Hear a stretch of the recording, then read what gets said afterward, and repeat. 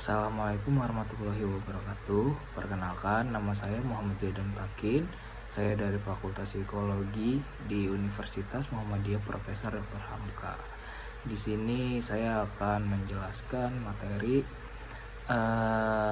seputar karakter virtus and strength, yang dimana kita akan membahas tentang persistence. Nah, pernah nggak sih kalian itu merasa sudah berusaha keras tapi hasilnya masih belum sesuai dengan harapan kalian? Nah, mungkin kita pernah ingin menyerah saat gagal, capek, atau merasa tertinggal dari orang lain.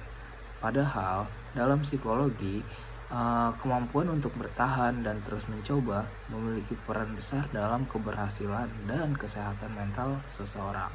Nah, di video kali ini kita akan membahas salah satu karakter strength dalam psikologi positif, yaitu persistence atau ketekunan. Oke, dalam psikologi positif, persistence adalah kemampuan seseorang untuk terus berusaha menyelesaikan tujuan meskipun menghadapi hambatan, kegagalan, atau rasa lelah. Nah, persistence sendiri termasuk dalam virtu courage, yaitu kekuatan karakter yang membantu individu tetap bertindak meskipun ada tantangan.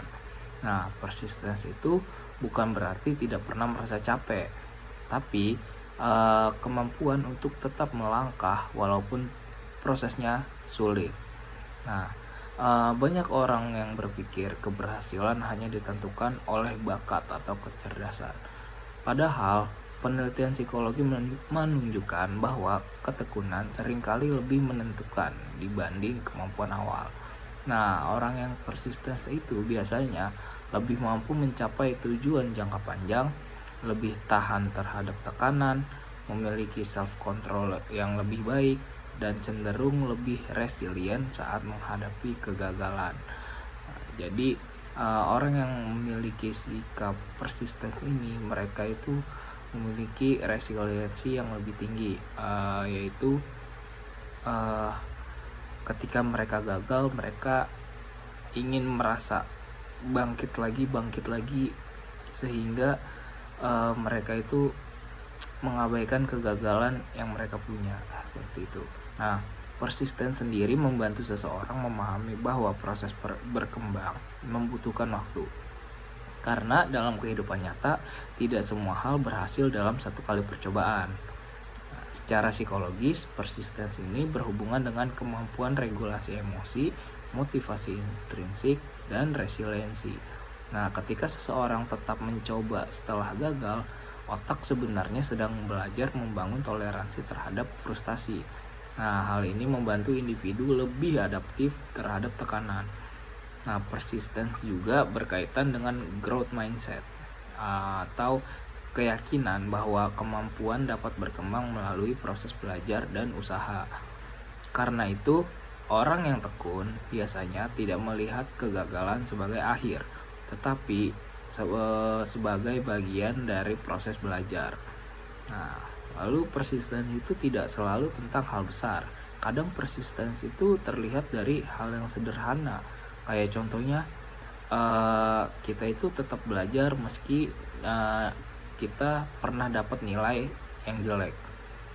Lalu kita itu ada rasa ingin mencoba bangkit setelah kita gagal, lalu konsisten menjalani rutinitas yang kita punya, atau tetap berusaha memperbaiki diri sedikit demi sedikit. Nah, dalam kehidupan sehari-hari, persisten itu bukan tentang siapa yang paling cepat berhasil, tetapi siapa yang mampu bertahan dalam prosesnya. Nah, kenapa banyak orang mudah menyerah di zaman sekarang? Nah, di era sekarang, banyak orang merasa harus berhasil dengan cepat. Nah, di media sosial sendiri itu sering membuat kita membandingkan proses hidup kita dengan hasil akhir dari yang dipunyai orang lain. Nah, akibatnya banyak orang merasa gagal hanya karena progresnya sedikit lambat. Padahal enggak loh guys, kalian itu hanya sedikit doang lambat, karena tiap orang itu mempunyai prosesnya masing-masing. Padahal perkembangan psikologis tidak selalu berjalan instan. Persisten menjadi penting karena membantu kita tetap fokus pada proses, bukan hanya hasil.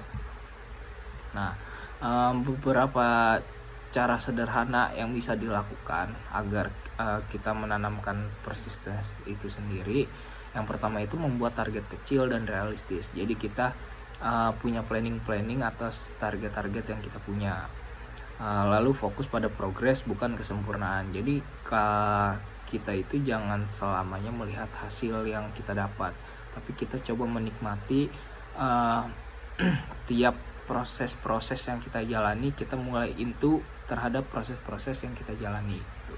Lalu belajar menerima kegagalan sebagai proses. Jadi jangan semata-mata kegagalan itu dianggap sebagai akhir, tapi kegagalan itu adalah proses dari kehidupan yang kita jalanin gitu.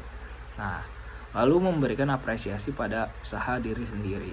Jadi kadang kita itu ketika melakukan sesuatu dan kita achieve atas target yang kita punya, kita boleh loh guys memberikan self reward kepada diri kita.